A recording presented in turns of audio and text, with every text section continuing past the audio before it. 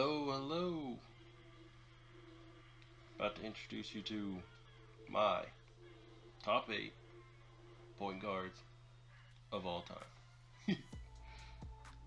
Now, if you're wondering what my criteria is, it's results, then stats, then championship. But if you don't have any championships, results and stats are a little like weakened.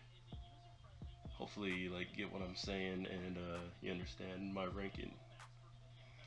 So this was the biggest toss up for me. Kyrie Irving, Russell Westbrook. When I was first writing the list down, I had Westbrook in my top 8. And then as I thought about it, I thought Kyrie should be ahead of him. Then I looked at the numbers. Kyrie, 1 for 3. Westbrook, 0 for 1. Kyrie, 6 All-Stars. Westbrook, 9 All-Stars. Kyrie, 1 All-NBA second team. Westbrook, 2 All-NBA first teams, 5 All-NBA second teams, and they each share a pair of All-NBA third teams. Westbrook's been the assist champion twice. Kyrie has the Rookie of the Year on his mantle, while Westbrook has an MVP on his mantle. Now, if we look at their career averages, we're talking 22.4 to 23.2. 5.7 assists to 8.3 assists, 3.7 rebounds to 5.4 rebounds. Okay, so if we're looking just numbers and achievements, Westbrook's got him beat out. But if I'm thinking like who's better, part of me thinks it's Kyrie. But then if you throw in health and how many things Westbrook can do compared to how many things Kyrie can do, I think you would go with Westbrook. When you're talking health, you're definitely going Westbrook. So, it's a toss-up. It really depends what day you ask me on. But I have to give Westbrook the edge. Even though I am on the side a little bit, things like the triple-double's really watered down, so I don't think that's as impressive as it is. Or as it sounds, I should say. But, it's still hard to do. It's not like everybody can do it. So, honorable mention to Kyrie Irving. I got Westbrook at number 8. And then when we go to 7, here is a guy 1 for 3 on championships. Was kind of known as the triple-double guy of the last generation. We got Jason Kidd. Now, Jason Kidd's game, I love his game, but I don't know. I never had Jason Kidd with the rest of my favorite players, but I've always known he was great. Any team he was on, I thought they were maybe not title contenders, but they're at least making the playoffs. And you can say his championship isn't real because he was at best a third, fourth best guy on that team, but he was still there. He still played a role, and it still counts. Now, when you're looking at his career numbers, 12.6 points per game, 6.3 rebounds per game, 8.7 assists per game. Those alone are pretty good numbers, but if you wipe out his last 2 years, when he was really aging, those numbers are probably not even probably, they're definitely better.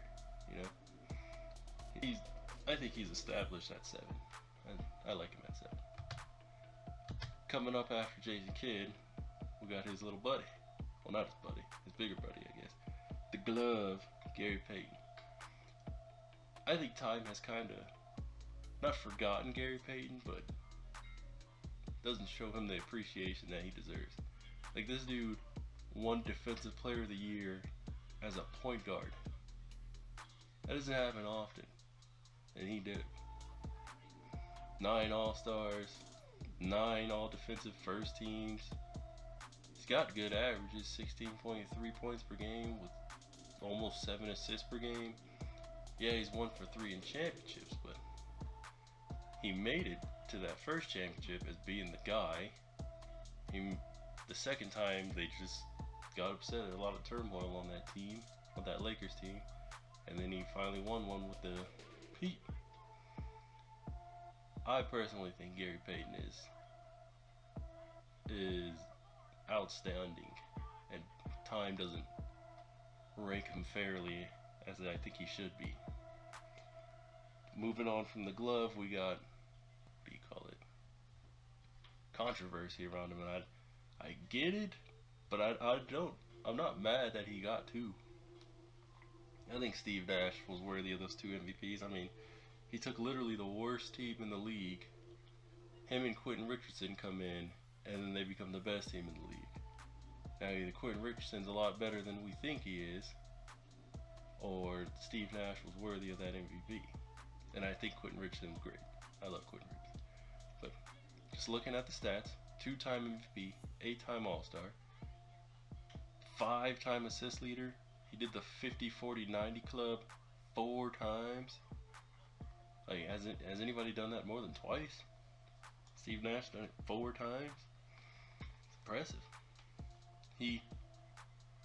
And like I said, there's a controversy between Steve Nash, right? Never made it to a finals, but he's also like the most unlucky guy in the playoffs, I think. Not when it comes to injury, but injury, yeah. Like, there was that first year, I believe it was Joe Johnson's nose got broke. No, wait. Yeah, I think it was Joe Johnson's nose got broke, or his face got broke actually, and that's like a huge key player to them. Then the next year, is it the hip check or is it his face getting broke? Well, either way, hip check, his face breaks, just untimed, bad timing. And then they had the Lakers on the ropes the year they won it. Ron Artest gets a crazy rebound, puts it in.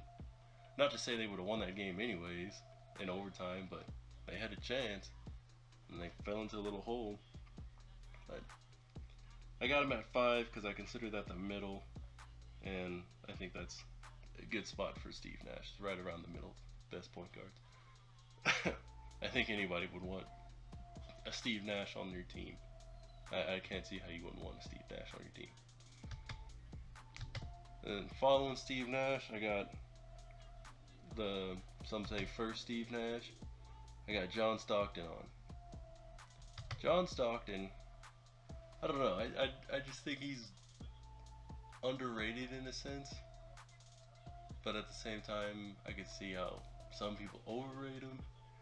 I think he was a tough dude to score on. I mean, the guy is all-time leader in assists, all-time leader in steals. I don't see how you can't make the top 5 point guards list, you know? And he made it to two finals. I mean, I'm not going to really slight him for not being able to beat Michael Jordan in the finals. It's not like anyone's ever done it. I mean, yeah, he's top 3 in turnovers, but he also did play into, like, I think his 40s. I think he was 40. So, there's that. And I think John Stockton is a great, like the Steve Nash thing I was saying. Who wouldn't want a John Stockton on their team to run their offense? It's hard to go against him. But moving on to number 3, I have to put Isaiah Thomas at 3. 2 for 3 in the championship. I mean, in the finals. He's got a Finals MVP, 12-time All-Star, assist leader, and he won in the NCAA. Not everybody wins the NCAA tournament. Actually, how many Hall of Fame players won the NCAA tournament and a championship? Isaiah Thomas can say he did that. Granted, I don't think history forgets Isaiah Thomas to the younger generation. But I think the younger generation kind of just pushes him off to the side a little bit. Isaiah Thomas, I mean, he beat Larry Bird in a series. He beat Magic in a series. He beat Mike in a series. It's hard to take away from Isaiah Thomas. Whatever you say about the Bad Boys, they did accomplish their mission. You can't spite them for that. On from Isaiah, I got Stephen Curry. Now, I think some people are gonna be mad I put him over Isaiah, but I think Steph has kind of been underappreciated lately also. Like I seen on ESPN they had who would you rather take, Steph or James Harden? I mean, I think James Harden's great, but how do you take him over Steph? Like, this is the first unanimous MVP. Don't get me wrong, I don't think he should have been the first ever. I thought, how do you not say Mike? But that's as far back as I can go. I remember Shaq, he was supposed to get it. LeBron was close once, but like, he did it. That year was amazing. I still remember exactly where I was, what I was doing when he hit that shot against the Thunder. But take all that to the side, push that all to the side. He's 3 out of 5 in the finals. Now, there is some very, very precise moments that stopped him from being 5 out of 5 in the finals. I'm not saying the Warriors would have beat the Raptors if Klay didn't get hurt, but it would have been tough. I could see that going to 7. Even scratch Kevin Durant out, I could still see that going to 7. And then going back to the reason why they got Kevin Durant, like, losing your starting center for the whole series is kind of big, Like, people say, oh, well, they probably wouldn't have beat the Cavs if Kevin Love didn't get hurt and Kyrie didn't get hurt. But then, like, I don't know, they don't use that same argument when it's Bogut breaks his leg and Draymond gets suspended. Now, don't get me wrong, I think Kevin Love and Kyrie are better than Bogut and Draymond, but he still got affected by that. He literally is close. He's real close to 5 for 5 in the finals, which is very impressive. But push that to the side. 2-time MVP, 6-time All-Star, 3-time first team. He is a scoring champion, steals leader, which I kind of credit to their whole defense. But, he still did it. And he's part of the 50-40-90 club. And now, my GOAT point guard. I don't think there's any surprise here. Magic Johnson. Magic Johnson is point guard, Magic Johnson is 5 for 9 in the finals. Now, people say LeBron is the GOAT, going to 8 straight finals, right? And he's been to 9, but he came out 3 and 9. Magic Johnson is 5 and 9 in the finals. Now I get what you're gonna say. Oh, he had better teammates, but it's not like I think LeBron's teammates get so much blame thrown towards him when I don't think it's very fair, honestly. Like Kyrie Irving, D Wade, Chris Bosh, those are some great players, probably all making the Hall of Fame. And then I know JR made the blunder, but JR is a good player. JR has a little unfulfilled potential. I think JR could have made an all-star team if he just had I don't want to say IQ like he's dumb, but the basketball IQ. Mo Williams, I thought he was a good player. Antoine Jameson, I think he has like 20,000 points, but guys act like Antoine Jameson is like Drew Gooden or something. I don't understand. Yeah, he had Ilgauskas when he was old, but back then, it's not like the pacing was as fast anyway. So like Ilgauskas was still a good center. I'm getting off the point, but it's gonna take. I think a point guard has to win at least 4 championships to be in consideration with Magic.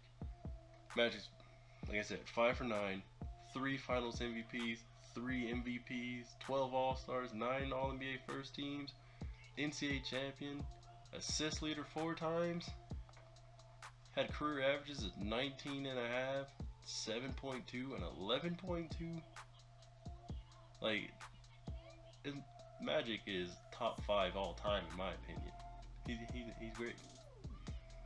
And like even if Steph won it next year and was 4 for what 6, I wouldn't put him above Magic because Magic, I would say, was the man and dominated for longer. Like you have that argument with Steph or Durant, and I think you kind of have that argument with Magic and Kareem, but Magic did make it to a finals without Kareem afterwards, so he's still great. And then not to mention, Magic had to retire early. What if he had another 2 or 3 good years? I'm not saying the Lakers would have dethroned the Bulls or something, but these numbers would be better. Magic, top point all time, in my opinion. Well, there's my list. I probably should make this a little shorter, but there you go. Stay on the lookout for my top 8 favorite point guards. I enjoyed making that list a lot more, but check it out.